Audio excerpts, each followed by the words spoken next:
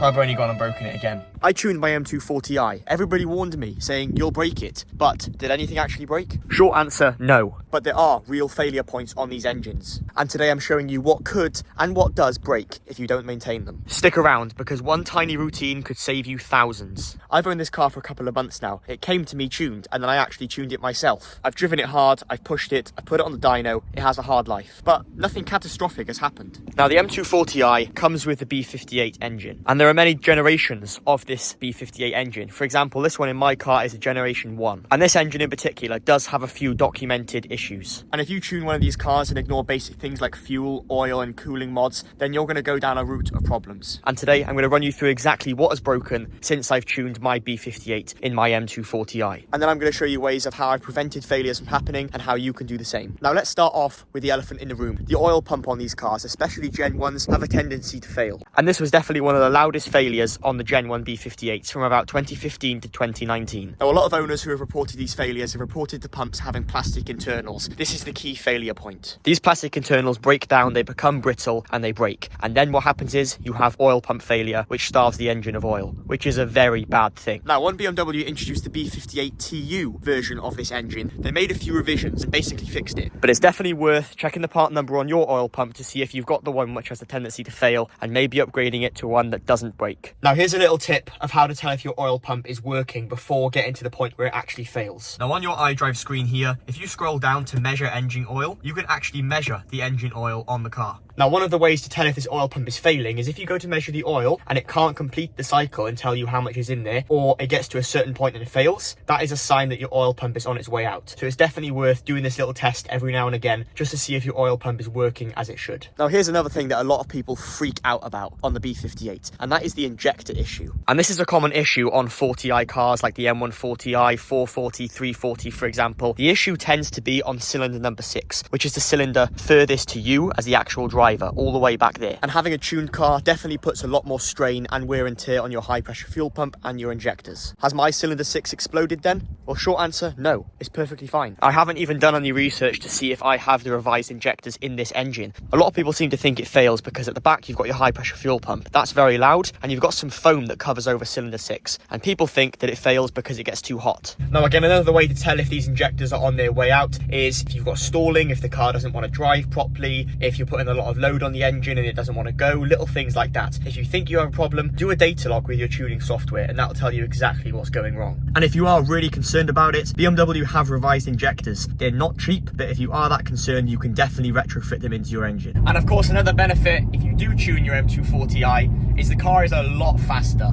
and I mean upwards of 100 brake more just on a stage 2 tune.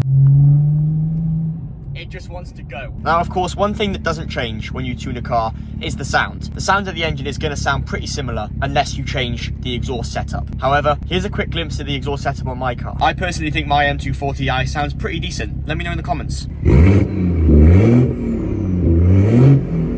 Does it sound a little bit like a tractor? I'm not too sure. Now, as I'm sure a lot of you guys would know, I used to have an M235i with the famous N55 engine in it. And one thing I was concerned about with that engine is the rod bearing failures, especially as I tuned that car. It was always in the back of my mind with me worrying about it. Now, of course, with this M240i, rod bearing failures aren't so common, but they can still happen. Now, whilst rod bearing failures aren't so common on the B58, here are some tips of how to prevent failures happening at all. For one, change your oil filter regularly. It's all the way at the back of the engine there. And also, don't just change your filter, change your oil and use good oil. If you own a BMW, you'll know BMW recommend an oil change every 10,000 miles. Now on a standard car, that's an absolute joke. Let alone if you've done a downpipe and tune, you want to be changing it way more regularly than that. Now when I do an oil change on this car, it costs me about £60, and that's using the best filters and the best oil. Now some people might find this a joke, but I change my oil every 3,000 to 4,000 miles. And truthfully, this is what you should be doing if you own one of these cars, especially if you tune it. Between £60 to £100 changing the actual oil is way cheaper than changing this entire engine itself. Now another elephant in the room might be this guy right here, the coolant system on the B58. Now coolant leaks are very common on the 40i versions of this car, especially the M240i. And like we've talked about in other videos, overheating an engine is never a good thing, and it's even worse on a tuned car. So keeping on top of your coolant is a very important thing to do.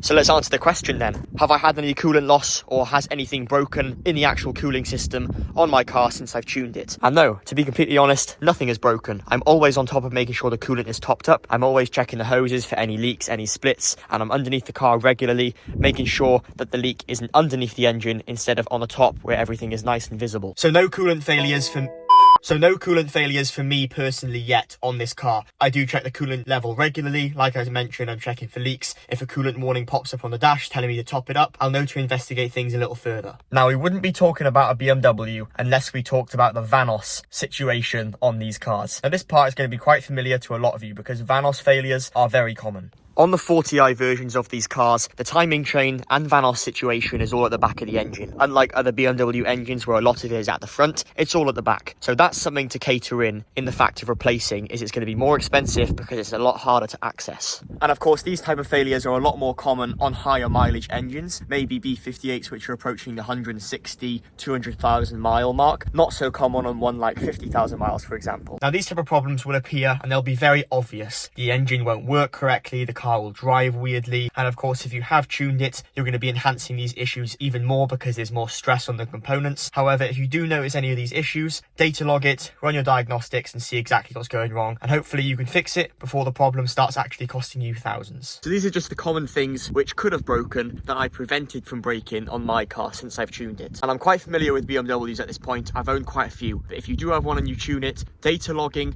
and just having common sense will be your best friend in making sure your engine lasts a lot longer if you tune it. And this is something I do, and maybe it's a complete waste of time, but it's something I personally do. For example, when I take this car to Germany to take it to the Nürburgring, I flash it back to stock because, for one, I get much better fuel economy. Two, there's less stress on the engine. Number three, I'm not putting unnecessary stress on all those components as well. Now, this might be a completely pointless thing to do, but it's just something I've done the past 2 times I've taken my own cars to Germany to go around the Nürburgring. It may be absolutely pointless because then when I arrive to the Nürburgring, I flash the tune back on, take the car around the ring, and absolutely give it the worst time ever. But I've said it before and I'll say it again, one of the best ways to make sure the engine and the car lasts a lot longer, if you look after the car, it's going to look after you, and I stand by that quite firmly. And of course, you don't have to tune it like I've done with my car. A common thing with BMWs is using something called MHD or boot mode 3. There are a load of other tuning options, and if you want to be extra safe, go for a custom tune. Have the car on a dyno, have some real world road logging data sessions done, and that way you'll know the engine is working absolutely flawlessly. So no, tuning a car doesn't instantly kill your engine, but it can do if you skimp out on basic maintenance routines. So in reality, nothing is broken on my M240i since I've tuned it. I'm probably going to run into a load more issues after making this video. However, at the moment the car's running faultlessly. I maintain it really well, and of course, if you're tuning the engine, make sure you're looking after the rest of the car as well. Don't just focus on making sure the engine's okay, actually look after the car. Make sure you got everything else in tip-top condition. Now, at the moment, my car is running well. It starts every time.